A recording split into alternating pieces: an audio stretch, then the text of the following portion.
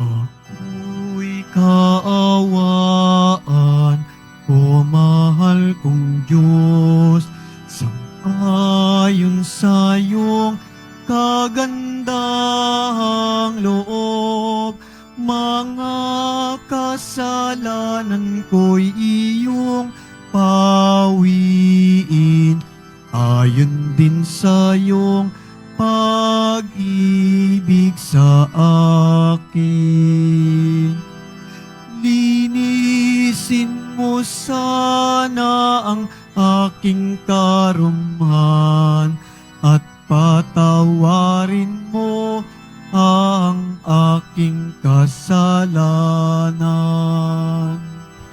Ako'y kaawaan, o mahal kong Diyos, sang-ayon sa iyong kagandahang loob.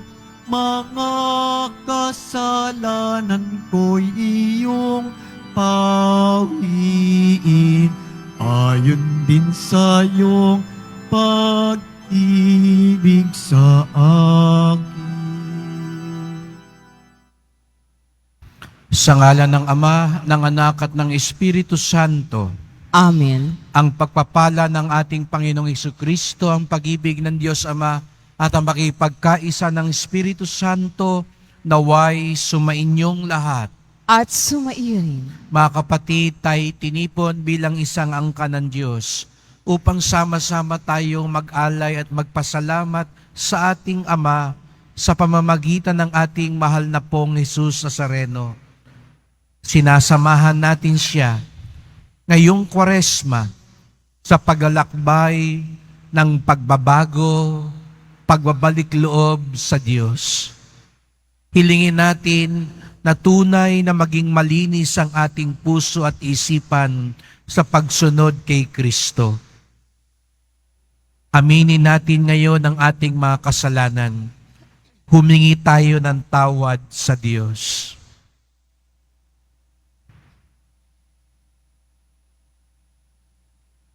Sinugong tagapagpagaling sa mga nagsisisi, Panginoon, kaawaan mo kami. Panginoon, kaawaan mo kami. Dumating na tagapag-anyayang mga makasalanan ay magsisi, Kristo, kaawaan mo kami. Kristo, kaawaan mo kami. Nakaluklok ka sa kanan ng Diyos Ama para ipamagitan kami. Panginoon, kaawaan mo kami. Panginoon, kaawaan mo kami. Kawan tayo ng makapangyarihan Diyos. Patawarin tayo sa ating mga kasalanan.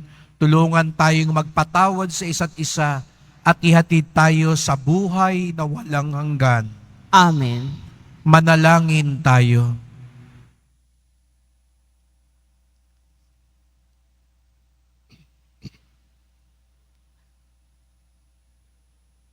Ama naming makapangyarihan, ikaw ay maibigin at butihin sa tanan. Itinuturo mo na ang lunas sa kasalanan ay nasa kusang pagpapakasakit, pagdalangin at pagmamalasakit. Tunghayan mo ang aming pag-amin sa nagawang pagsuway upang sa pagpapatirapa ng aming budhi sa iyong harap, kami lagi mong maibangon dahil sa iyong pag-ibig na tapat. Sa pamamagitan ni Jesucristo, kasama ng Espiritu Santo, magpasawalang hanggan. Amen. Magsiupo po ang lahat.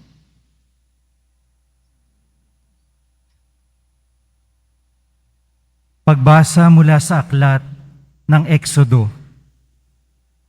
Nung mga araw na iyon, sinabi ng Diyos, Ako ang Panginoon, ang inyong Diyos na naglabas sa inyo sa Ehipto at humango sa inyo sa pagkaalipin.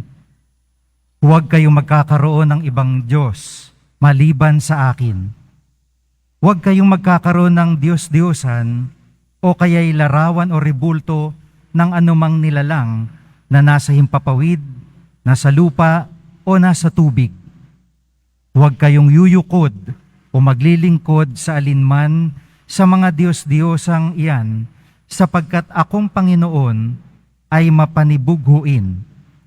Parurusahan ko ang lahat ng aayaw sa akin, pati ang kanilang mga anak, hanggang sa ika-4 na salinlahi.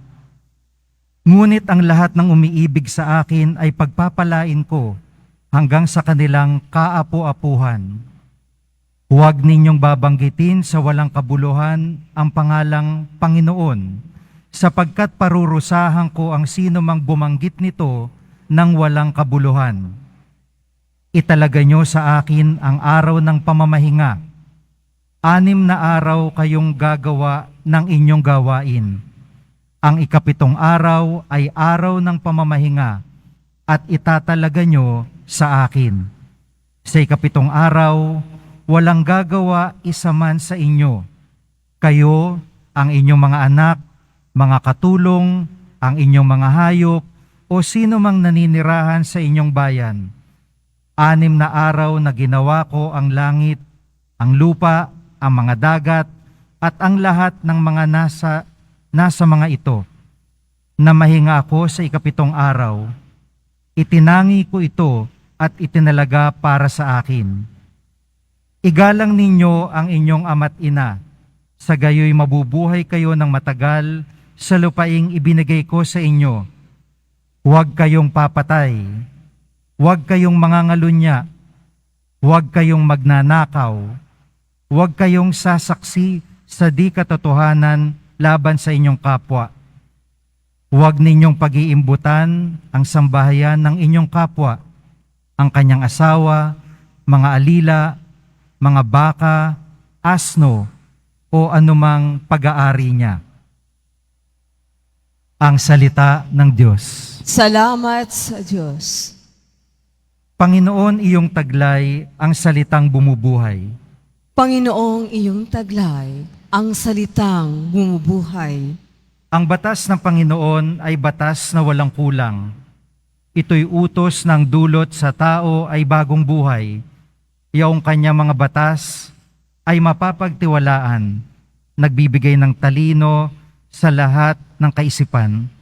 Panginoong iyong taglay, ang salitang bumubuhay. Ang tuntuning binigay ng poon ay wastong utos. Liligaya ang sinuman kapag ito ang sinunod. Ito'y wagas at matuwid pagkat mula ito sa Diyos. Pangunawa ng isipan, yaong bungang idinudulot. Panginoong iyong taglay, ang salitang bumubuhay. Yaong paggalang sa poon ay marapat at mabuti. Isang banal na tungkulin na iiral na parati. Pati mga hatol niya'y matuwid na kahatulan. Kapag siya ang humatol, ang pasya ay pantay-pantay. Panginoong iyong taglay, ang salitang bumubuhay. Ito'y higit pa sa ginto na maraming nagnanais. Higit pa sa gintong lantay na ang hangad ay makamit. Matamis pa kaysa pulot, sa pulot na sakdal tamis. Kahit anong pulot, ito na dalisay at malinis. Panginoong iyong taglay, ang salitang bumubuhay.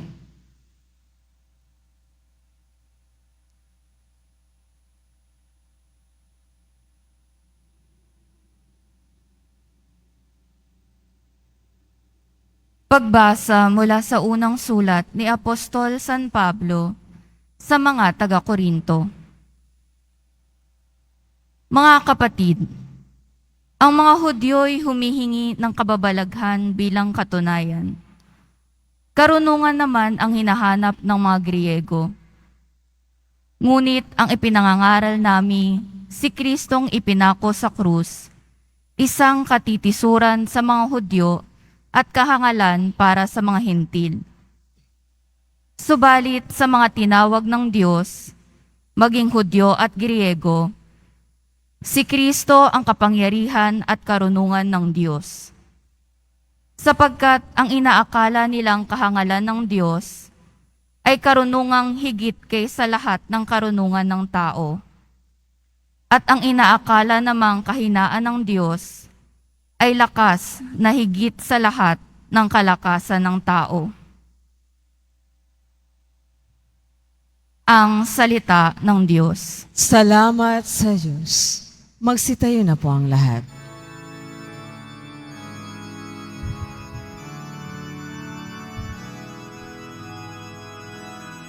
Nagpupuri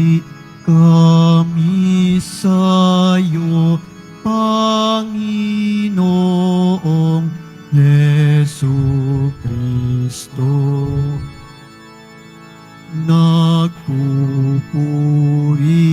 kami sa'yo, Panginoong Hesu Kristo. Pag-ibig sa sanlibutan ng Diyos ay gayon na lamang, Kanyang anak ibinigay upang mabuhay kailanman ang nananalig na tunay. Nagpupuri kami sa'yo, Panginoong Hesu Kristo. Sumainyo ang Panginoon. At sumairin. Ang pagpapahayag ng mabuting balita ng Panginoon ayon kay San Juan. Papuri sa iyo, Panginoon. Malapit na ang Paskwa ng mga Hudyo, kaya't pumunta si Jesus sa Jerusalem. Nakita niya sa templo ang mga nagbibili ng mga baka, mga tupa at mga kalapati at mga namamalit ng salapi. Gumawa siya ng isang panghagupit na lubid at ipinagtabuyang palabas ang mga ngalakal, pati mga baka at tupa. Isinabog niya ang salapi ng mga namamalit at pinagtataob ang kanilang mga hapag. Sinabi niya sa mga nagbibili ng kalapati, alisin niyo rito ang mga iyan. Huwag ninyong gawing palengke ang bahay ng aking ama. Naalala ng kanyang mga alagad na sinabi niya sa kasulatan, ang aking malasakit sa iyong bahay ay parang apoy na nag-aalab sa puso ko.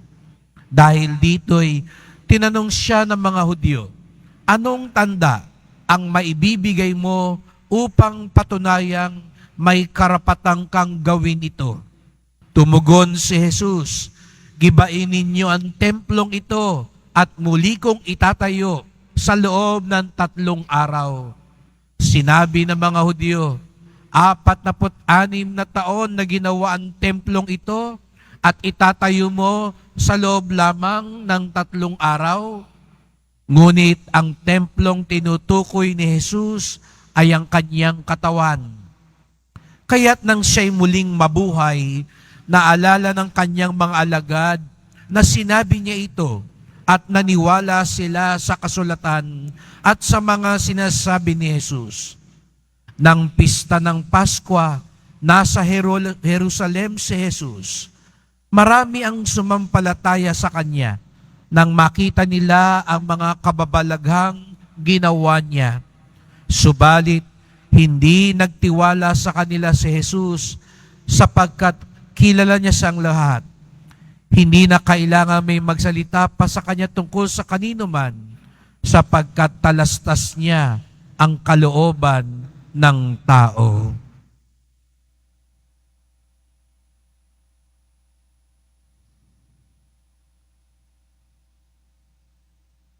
Mga kapatid, ang mabuting balita ng ating kaligtasan. Pinupuri ka namin, Panginoong Hesukristo. Magsiupo po ang lahat. Magandang umaga po sa inyong lahat at maligayang pagdating sa tahanan ng ating mahal na pong Jesus Nazareno. Binabati din natin ang mga nasa online, lalo na po mga may sakit, nag-aalaga sa may sakit, at mga kababayan, mga kadeboto natin mula sa iba't ibang panig ng bansa at daigdig na nais sumama sa pagdiriwang ng misa dito sa Quiapo, sa Basilica Minor at Pambansang Dambana ni Jesus Nazareno.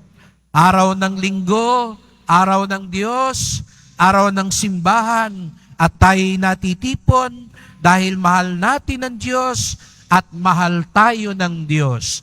Kaya't bigyan natin ng papuri, parangal at pasasalamat ang ating minamahal na Nuestro Padre Jesus Nazareno. 3 linggo na po ng Kwaresma, papalapit na ng papalapit ang mga mahal na araw. Nung Biyernes nga po, unang Biyernes, agos uli ang mga tao at sabi ko nga sa mga kapatid kong pari, talagang papalapit na ang mga mahal na araw at naghahanda na ang puso ng mga deboto.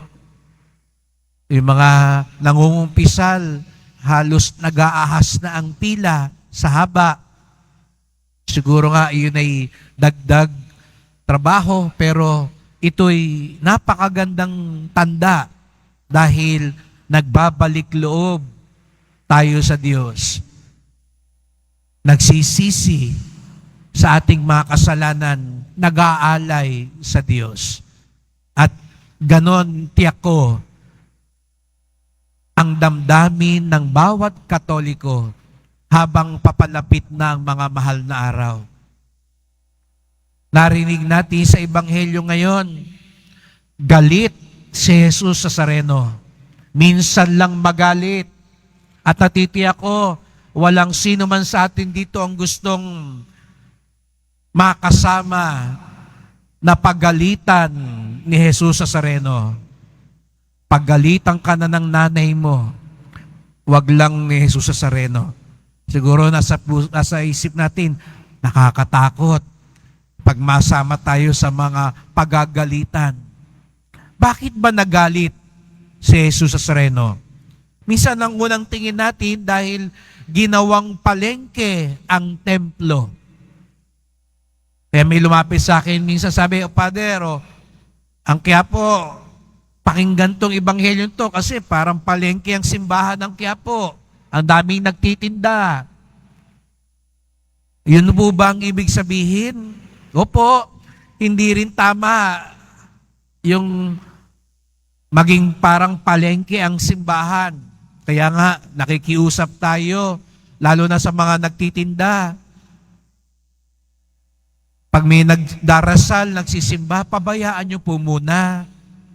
Pagkatapos na lang ng misa, kasi minsan kawawa din yung mga nagsisimba, nagdarasal, taimtim, kinakalabit ninyo, inaalok ninyo ng kung ano-ano. Kaya tuloy iba, ayaw na magsimba sa Quiapo, lalo na kapag natapat, naiwan kayo sa labas. Diyan sa may Plaza San Juan o Plaza Miranda o sa may Quezon Boulevard, pakiusap po sa mga nagtitinda, hayaan muna natin pag nagdarasal yung mga deboto. Huwag nyo muna silang kinakalabit o kinukulit. Hindi na tuloy sila makadasal at simba. Pagkatapos ng misa, pwede na.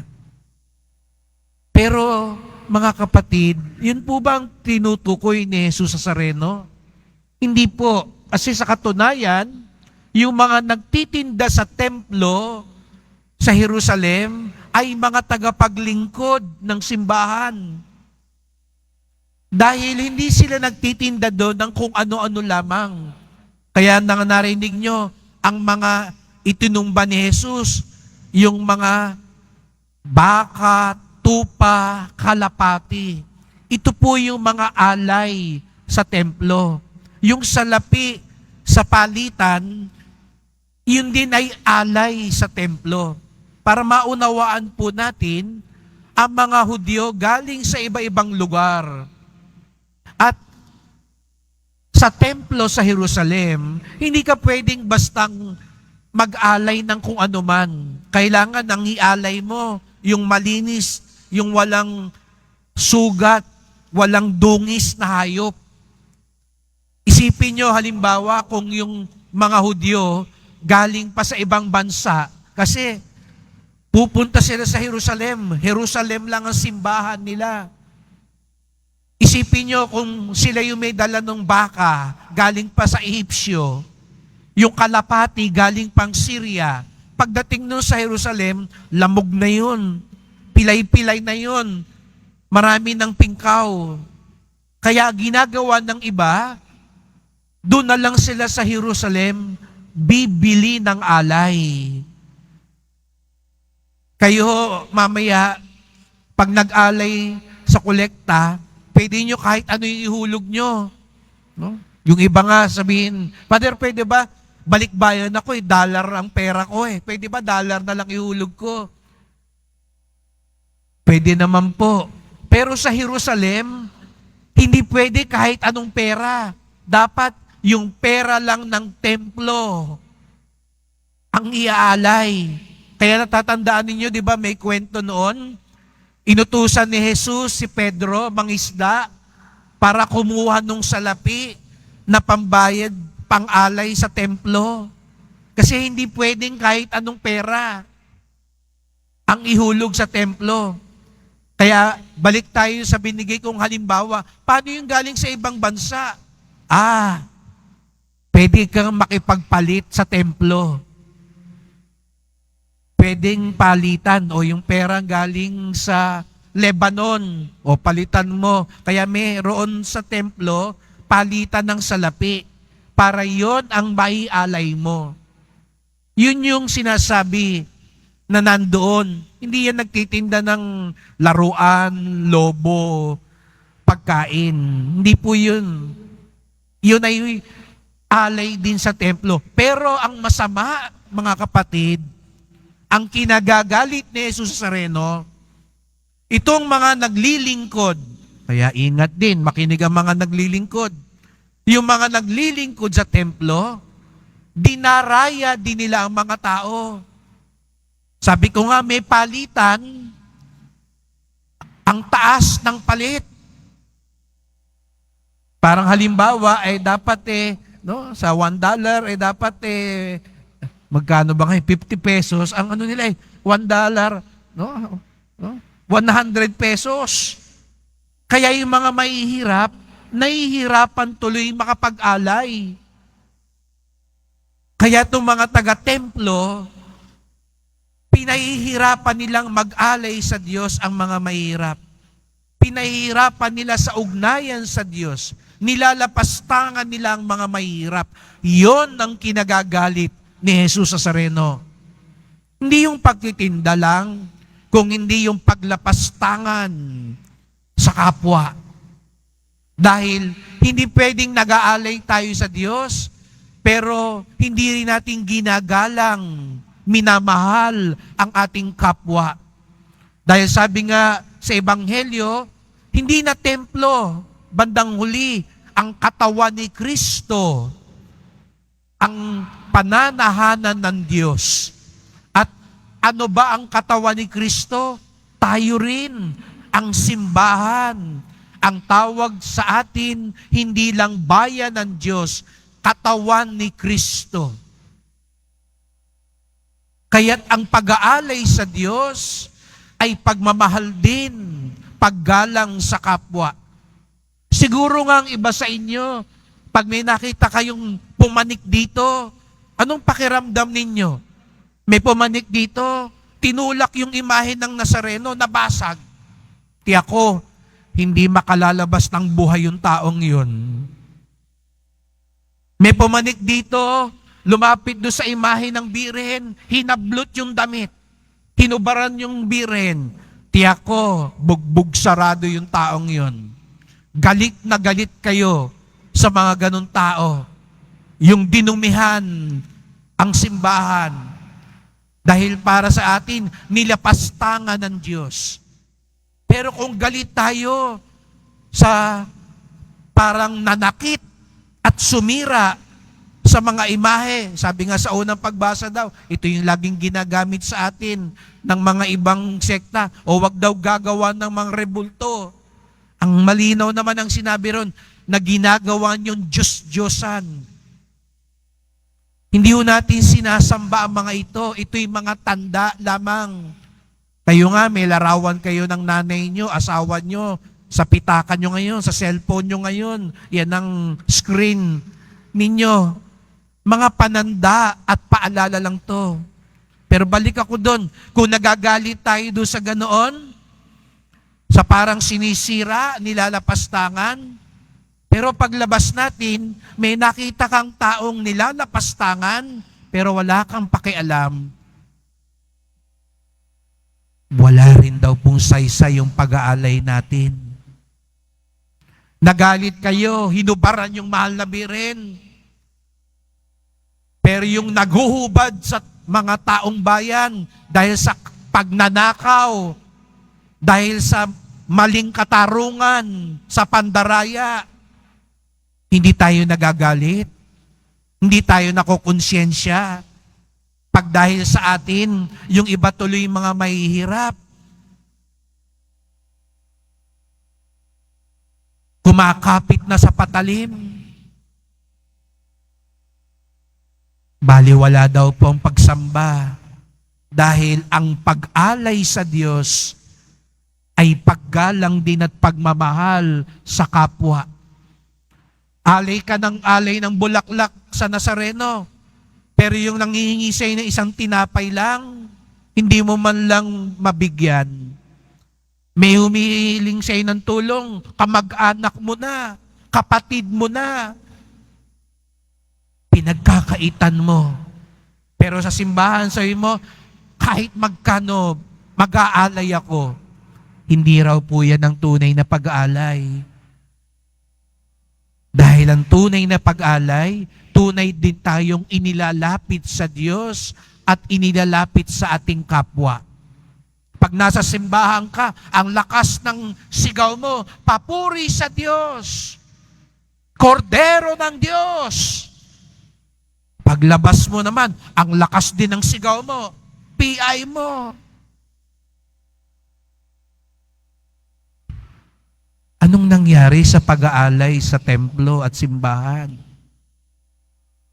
Mga kapatid, ang nais ni Jesus sa Nazareno, dalisay na alay. Umuugnay sa atin, sa Diyos at sa katawan ni Kristo, ang bagong templo. Kaya nga itinaboy na ni Jesus sa Nazareno yung mga alay. Kasi hindi na kailangan ng tupa, ang baka, ang kalapati. Ngayon, ang tunay na alay ay si Jesus Nazareno. Inalay na niya ang kanyang sarili para sa atin.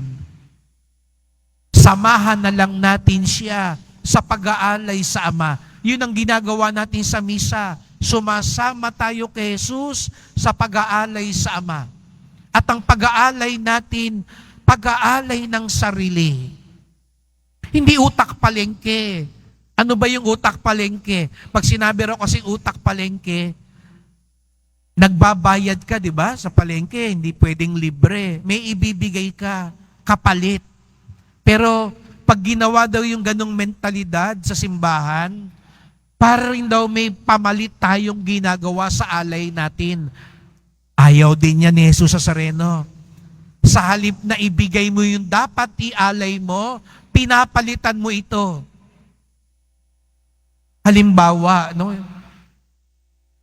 Ano ba yung dapat ialay natin? Hindi yung salapi. Hindi lang yung mga alay, kung hindi yung buhay natin. Nalala ko po dati si Cardinal Rosales, nung ako'y sekretary pa ho niya, yung luma niya hong sasakyan, no, binigyan siya ng mga pari ng bagong sasakyan. At nung iniisip niya, paano i-dispatch yung lumang sasakyan, may lumapit na isang pari. Sabi, Cardinal, balita ko po, papalitan na yung luma niyong sasakyan. Wala po akong sasakyan. Baka naman, no? Kaya sabi ni Cardinal Rosales, isang araw, pinatawag niya yung pari. Sabi niya sa pari, wala ka nga palang sasakyan. May luma ako kasi bibigyan ako ng mga pari ng bago. Sige, ito, sa'yo na. No? Pakabait ka lang. Biro niya ro sa pari. Magbabayad po ba ako? Hindi, pakabait ka na lang. Pabiro ni Kardinal sinabi. Sabi nung pare, pabiro din, Kardinal, magbabayad na lang ako kaysa magpakabait. Mas madali yata yung magbayad kaysa magpakabait. Minsan, di ba, parang ganun tayo. Mag-aabuloy na lang ako, Father, kaysa patawarin tong kaaway ko. Mas madali yatang mag-abuloy. Father, magpuprosesyon na lang ako. Kahit magtapak ako, kahit mahirapan ako, kaysa batiin ko tong kaaway ko, mas madali pa yung mag-prosesyon ako. Pinapalitan natin minsan yung alay. Father, magsiserve na lang ako kahit buong araw. Huwag mo lang sabihin sa aking patawarin ko yung taong yan. Mas madali yung mag-serve ng buong araw. Magsimba ng buong araw kaysa patawarin ko yung taong yan. Pero merong mas kailangang ialay tayo. Yun ang delikado ngayong Kwaresma. May dasal, may kawang gawa, may sakripisyo. Pero hindi yan pamalit sa dapat nating ialay sa Diyos. Father, magkakawang gawa na lang ako, wag na ako mangumpisal. Ang hirap eh. Mabibisto ako nung pare. Ayokong may makaalam nung kasalanan ko. Father, magdadasal na lang ako kesa talikuran ko tong kasalanan ito. Hindi ko mabitawan yung kulasisi ko, Father. Magpuprosesyon na lang. Lalakad na lang ako ng palod, Father. Kesa gawin yan, bitawan yung kasalanan yan. Ano ba talaga yung dapat nating ialay? Na minsan, ginalagyan natin ng pamalit. Yun yung utak palengke na sinasabi ni Jesus sa Nazareno sa templo. Pinapalitan, binabayaran yung dapat na maging alay sa Diyos. Kaya't mga kapatid, yun yung pagdasal natin. Si Jesus sa Nazareno, hindi siya nagpalit alay. Yung sarili niyang buhay ang inalay niya. Hindi niya sinabi sa mga anghel, o kayo na magpapako sa krus. Anak ako ng Diyos eh, masakit yan. Kayo na. Hindi. Hindi sinabi ni Jesus sa Nazareno, kayo na pumunta sa lupa. Siya mismo, inalay niya ang lahat para sa atin. Kaya naman tayo rin, ganun din ang panawagan. Ialay natin ang sarili natin. Ialay natin ang nararapat sa Diyos. Dahil yon ang tunay na pakikipagtipan sa Diyos. Kaya mga kapatid, ngayong pagpapatuloy, halos kalagitnaan na tayo ng Kwaresma. Ano bang dapat nating ialay sa Diyos? Na minsan pinapalitan na lang natin kahit ng mabubuting gawa. Pagsisisi, pagpapatawad, tunay na pagtulong ng may pagpapakumbaba, pagsabi ng totoo, pagsasabuhay ng katarungan, ikaw ang maging daan ng kapayapaan sa mga nag-aaway ngayon. Ano yung tunay na alay, dapat na alay na ibigay natin sa Diyos? Hilingin natin kay Jesus sa Nazareno na nag-alay ng wagas, nag-alay ng lahat, turuan at tulungan tayong mag-alay. Magdasal po tayo. Mahal na pong Jesus Nazareno, narito na naman po kami, iyong mga deboto, nag-aalay. Ngayong linggo, inaalay namin ang aming oras, ang aming pasasalamat, at ang aming mga dasal at buhay sa iyo. Tanggapin niyo po ang aming alay. Hindi ito pamalit sa dapat naming ibigay sa iyo.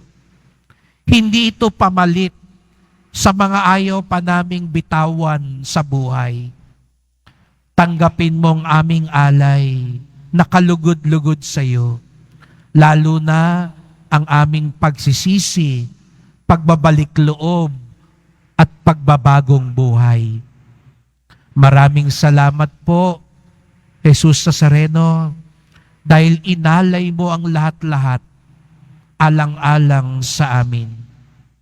Mahal na pong Jesus Nazareno, kaawaan niyo po kami, basbasan niyo po kami. Amen. Amen.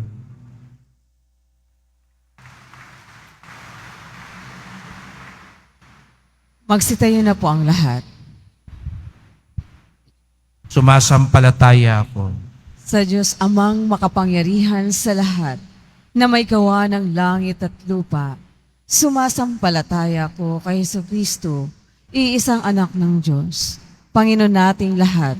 Nagkatawang tao siya lalang ng Espiritu Santo, ipinanganak ni Santa Mariang Birhen, pinagpakasakit ni Poncio Pilato, ipinako sa krus na matay inilibing, nanaog sa kinaroroonan ng mga yumao, na may ikatlong araw na buhay namang muli, umakyat sa langit, naluluklok sa kanan ng Diyos amang makapangyarihan sa lahat. Doon magmumulang paririto at huhukom sa nangububuhay at nangamatay na tao. Sumasampalataya naman ako sa Diyos Espiritu Santo, sa banal na simbahang katolika, sa kasamahan ng mga banal, sa kapatawaran ng mga kasalanan, sa pagkabuhay na muli ng amatay na tao, at sa buhay na walang hanggan. Amen. Mga kapatid, manalangin tayo sa dakilang Ama upang makapag-alay tayo sa Kanya ng dalisay na pagsamba.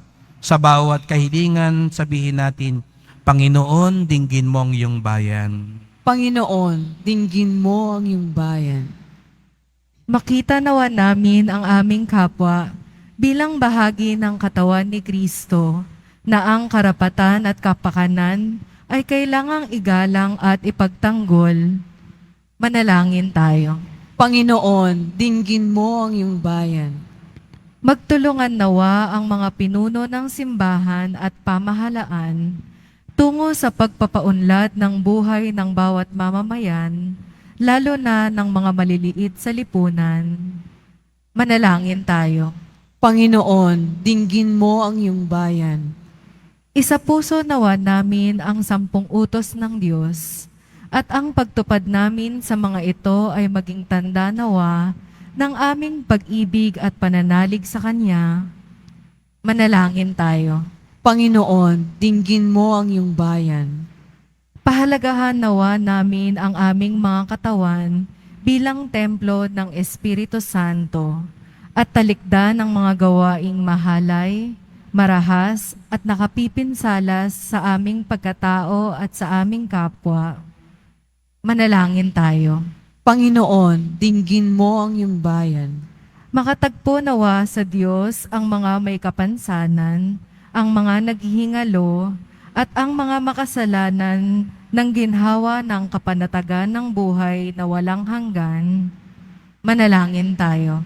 Panginoon, dinggin mo ang iyong bayan. Tahimik nating idulong ibang kahilingan.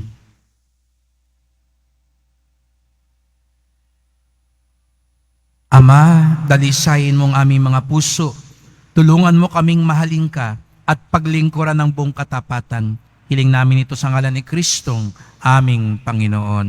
Amen. Magsiupo po ang lahat.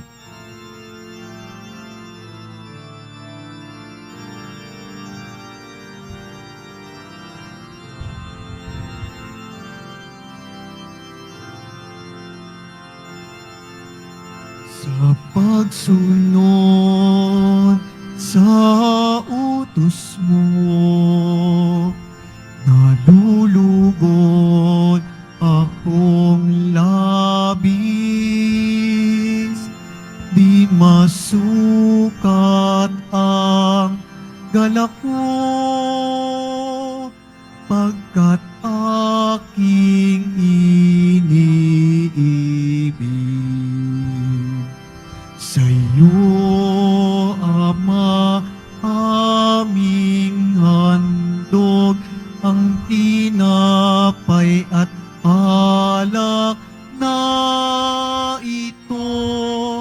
Handog ng iyong bayang sumasamo, humihingi ng patawad mo. Magsitayo po ang lahat. Manalangin kayo mga kapatid upang ating paghahain ay kalugdan ng Diyos amang makapangyarihan.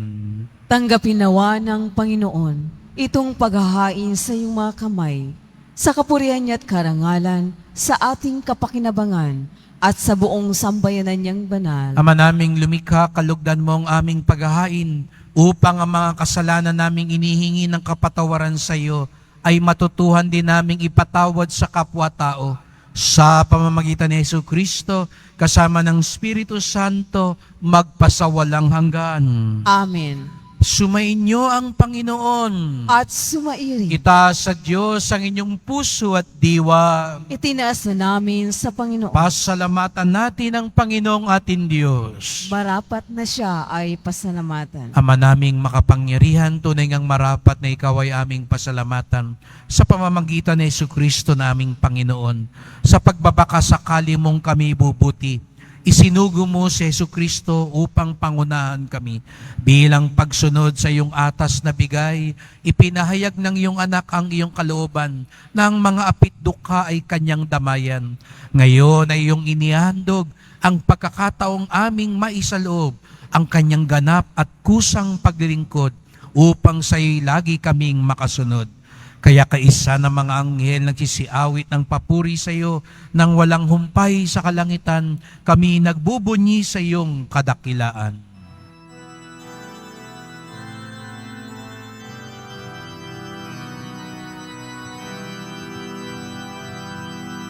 Santo, Santo, Santo, Panginoon, Diyos ng mga hukbo, napupuno ang langit at lupa na kadakilaan mo. Hosana sa kaitaasan,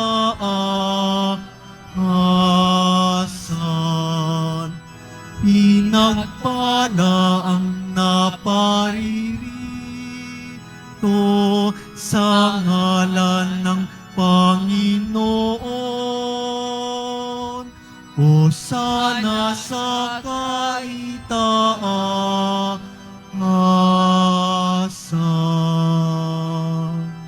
Magsilod po ang lahat. Ama naming banal, ikaw ang bukal ng tanang kabanalan. Kaya sa pamamagitan ng iyong Espiritu, gawin mong banal ang mga kaloob na ito upang para sa amin maging katawan at dugo ng aming Panginoong Jesucristo. Bago niya pinagtiis ang kusang loob na maging handog, hinawakan niya ang tinapay, pinasalamatan kanya, pinaghati-hati niya yun. Iniabot sa kanyang mga alagad at sinabi, tanggapin ninyong lahat ito at kanin.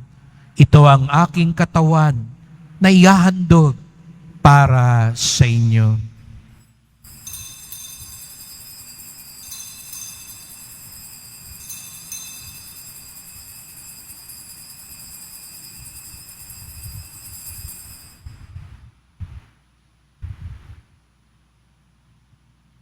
Gayon din naman ang matapos ang hapunan, hinawakan niya ang kalis, muli kanyang pinasalamatan, iniabot niya ang kalis sa kanyang mga alagad at sinabi, tanggapin ninyong lahat ito at inumin.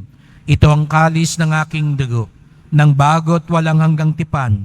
Ang aking dugo na ibubuhos para sa inyo at para sa lahat, sa kapagpapatawad ng mga kasalanan.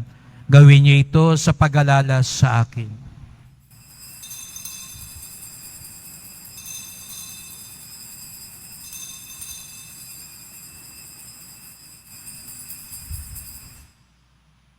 Magsitayo na po ang lahat. Ipagbunyi natin ang misteryo ng pananampalataya. Si Kristo'y namatay, si Kristo'y nabuhay, si Kristo'y babalik sa wakas ng panahon. Ama, ginagawa namin ngayon ang pag-alaala sa pagkamatay at muling pagkabuhay ng iyong anak.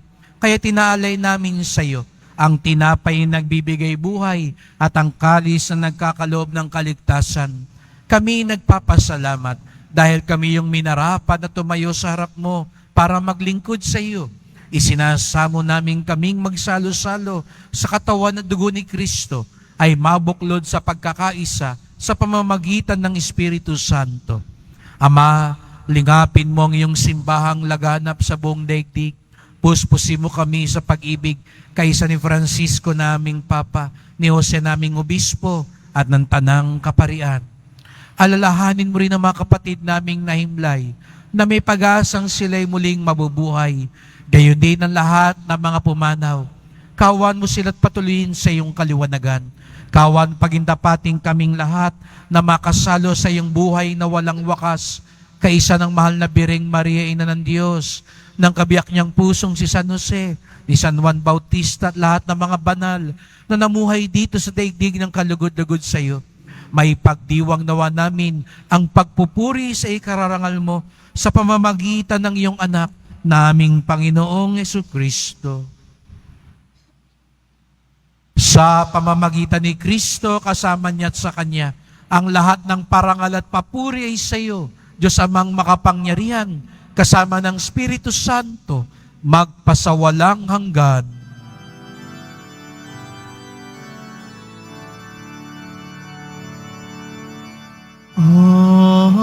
Amen. Amen.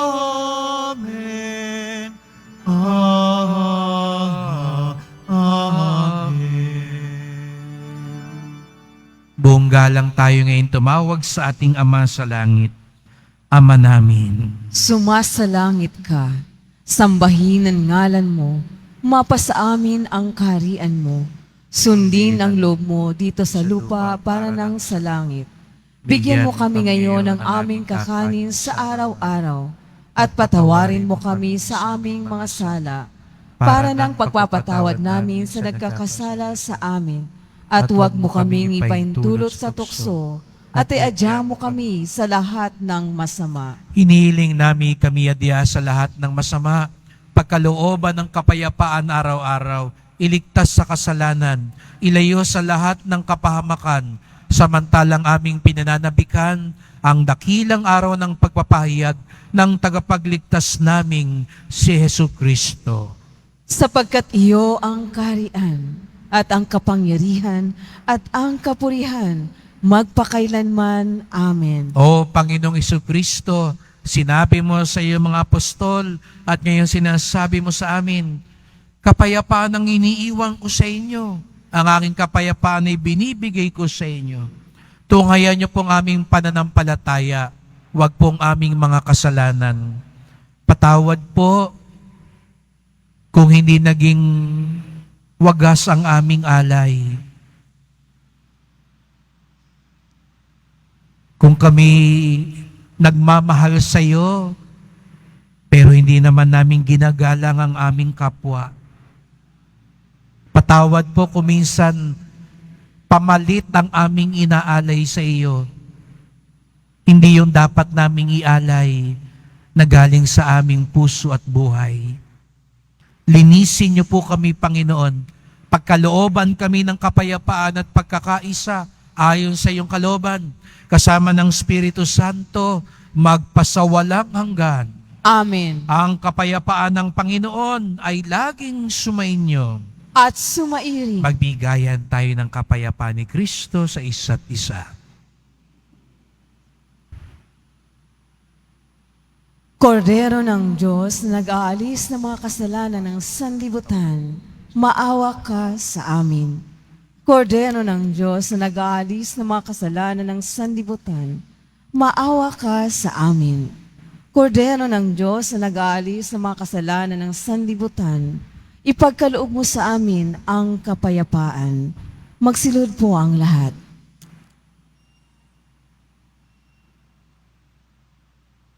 Narito ang ating Panginoong Jesucristo, ang alay para sa ating kaligtasan, ang nag-aanyaya rin sa atin, ialay sa Kanya ang lahat.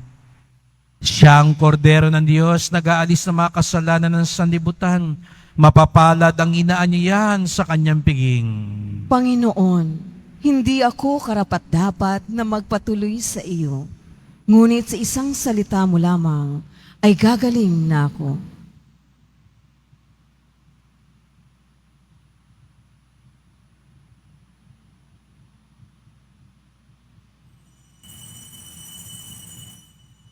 Para sa lahat ng tatanggap ng banal na komunyon, sasagot po tayo ng amin pagkasabi ng pare o ng liminister ng katawan ni Kristo at isubo agad sa bibig.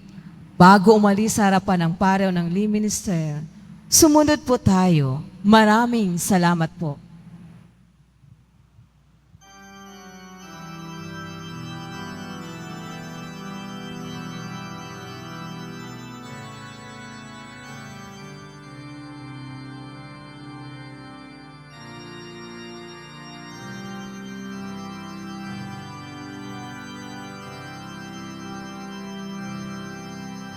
In Him alone is our hope. In Him alone is our strength. In Him alone are we justified. In Him alone are we saved. What have we to offer that does not fade or wither? Can the world ever satisfy the emptiness in our heart? In vain we deny. In Him alone is our hope. In Him alone is our strength. In Him alone are we justified. In Him alone are we saved. When will you cease running in search of hollow meaning? Let His love feed the hunger in your soul till it overflows with joy. You yearn to know. In Him alone is our hope. In Him alone is our strength. In Him alone are we justified. In Him alone are we saved. What have we to offer that does not fade or wither? Can the word ever satisfy the emptiness in our heart? In vain we deny. In Him alone is our hope. In Him alone is our strength. In Him alone are we justified. In Him alone are we saved. In Him alone is our hope. In Him alone is our strength. In Him alone are we justified. In Him alone are we saved.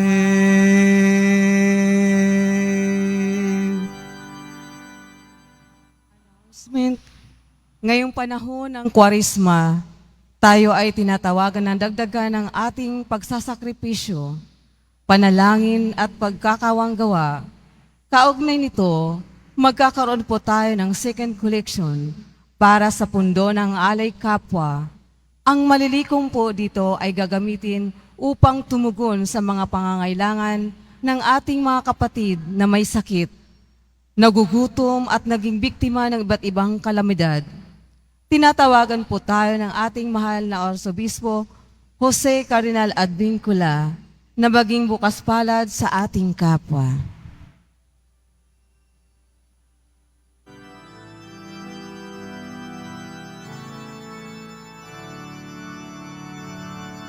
Walang sino man ang nabubuhay para sa sarili lamang.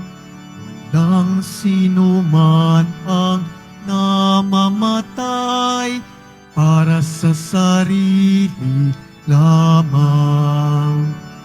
Tayong lahat ay may pananagutan sa isa't isa. Tayong lahat ay tinipo ng Diyos na kapiling niya.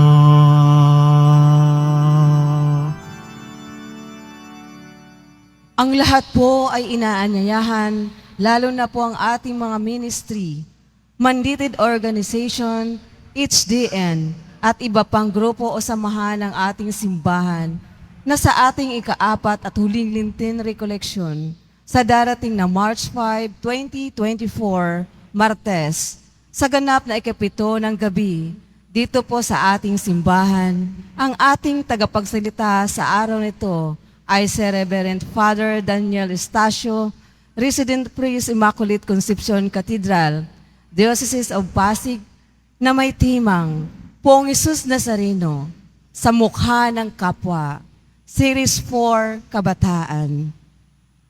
Inihandog po ng simbahan ng Quiapo ang Nazareno Medallion.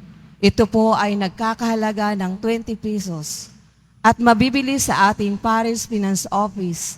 Ang Nazareno Medallion tuwing Biyernes at Linggo ay mabibili rin sa mga boat o tent na sa may BPI Quezon Boulevard at sa Benedict Building ground floor, Evangelista Street, mula alas 7 ng umaga hanggang alas 6 ng gabi. Mabibili ba rin po ang ating opisyal na imahin ni Jesus Nazareno. Ang large size ay nagkakahalaga ng 2,500 pesos. Ang medium size ay 1,000 pesos. At ang small size ay 600 pesos. Ang mga ito po ay mababili lamang sa ating Parish Finance Office. Ang mga oras po ng ating Finance Office tuwing Lunes hanggang Huwebes at Sabado ay alas 8 ng umaga hanggang alas 4:45 ng hapon. Tuwing Biyernes at Linggo, alas 7 ng umaga hanggang alas 6:45 ng gabi. Ang malilikom po na pundo ay gagamitin sa pagsasaayos ng Adoration Chapel at Baptistry. Ang Nazarene Catholic School, ang paran po ng Basilica Minor at Pambansang Dambana ni Jesus Nazareno, ay tumatanggap ng mag-aaral mula sa preschool hanggang senior high school para sa school year 2024-2025. Sa mga mag-aaral na papasok para sa grade 1 at grade 7, ang paaralan po ay nagbibigay ng libreng mga libro sa darating na pasukan para sa taong 2024-2025. Mayroon din pong academic discount sa mga mag-aaral na kabilang sa top 10 na papasok ng grade 1 at grade 7. Mayroon din pong matatanggap ng 13,000 ESA subsidy at mga grade 7 na patuloy na matatanggap hanggang sa sila ay makarating ng grade 10. Bukod pa dito, ang lahat ng mag-aaral na papasok bilang grade 11 mula sa public school ay maaari pong mag-enroll ng libre at walang babayarang hanggang siya ay matapos ng senior high school. Para sa karagdagang impormasyon, maaari kayo mag-message sa Nazarene Catholic School Facebook page para sa iba pang tulong pang edukasyong pinansyal, diskwento at mga scholarship, maaari ninyong tawagan ang mga sumusunod na numero: 8733-9929, 8244-5609, or 0966-211-2152. Pagkatapos ng misa, wiwisakin po ang lahat ng banal na tubig. Pinakikiusapan ng lahat na manatili lamang muna sa iyong mga lugar. Tanging sa Quezon Boulevard o sa Plaza San Juan lamang ang labasan ng lahat. Sumunod po tayo. Maraming salamat po sa iyong pagdalaw at pagsisimba sa Basilica Minor at Pambansang Dambana ni Jesus Nazareno. Magsitayo na po ang lahat. Manalangin tayo. Ama naming mapagmahal, sa pakikinabang namin sa iyong banal na piging, pinagsalu-saluhan namin ang bigay mong pagkain. Ang ginaganap namin ngayon sa pagdiriwang ay lubos nawang mangyari sa gawain namin araw-araw sa pamamagitan ni Jesucristo kasama ng Espiritu Santo magpasawalang hanggan. Amen. Salamat po sa pagpunta ninyo dito sa Quiapo. Ingat po kayo sa pag-uwi. Salamat po sa mga naglingkod sa misa at sa inyong tulong sa simbahan. Mga pamisa, love offerings, online donations, sa patuloy na pagpapagawa at paglinis at ayos ng simbahan. Sana po marami pa ring deboto ang tumulong. At salamat din po sa mga nagdadala ng bigas, delata, noodles at iba pang pang-ayuda.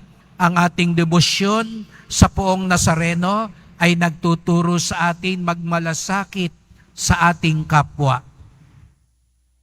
Hindi pamalit alay ang hinahandog natin sa Diyos. Katulad ni Jesus Nazareno, ialay natin ang nararapat at lahat upang maging dalisay ang ating handog sa Ama. Sumainyo ang Panginoon. At sumairin. Mahal na pong Jesus Nazareno, inihayag mo sa pamamagitan ng krus ang walang maliw na pag-ibig ng Diyos sa sangkatauhan. Pakinggan mo ang kahilingan ng iyong angka na nagsusumamo sa iyo. Makamtanawa nilang iyong katugunan, tanggapin ang kasagutan ng may utang na loob na tinatanaw. Basbasan din po ninyo ang dala nilang mga imahen at dasalan sa pamamagitan ng bendisyon na ito. Naway maalala nila mga pangako sa binyag na ikaw ang kanilang ibigin at paglingkuran bilang Panginoon magpasawalang hanggan.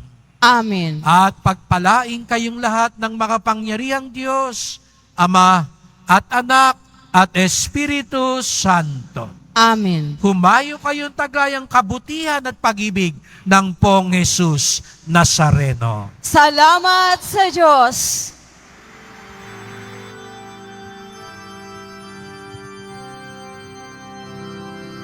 Nuestro Padre Jesús Nazareno, sinasamba ka namin. Pinipinto ka namin. Aral mo ang aming buhay at kaligtasan. Nuestro Padre Jesus Nazareno, iligtas mo kami sa kasalanan. Ang krus mong kinamatayan ay sagisag ng aming kaligtasan. Nuestro Padre Jesus Nazareno, dinarangal ka namin. Nuestro Padre Jesus Nazareno, winulwalhati ka namin. Nuestro Padre Jesus Nazareno, dinarangal ka namin. Nuestro Padre Jesus Nazareno, nilulwalhati ka namin.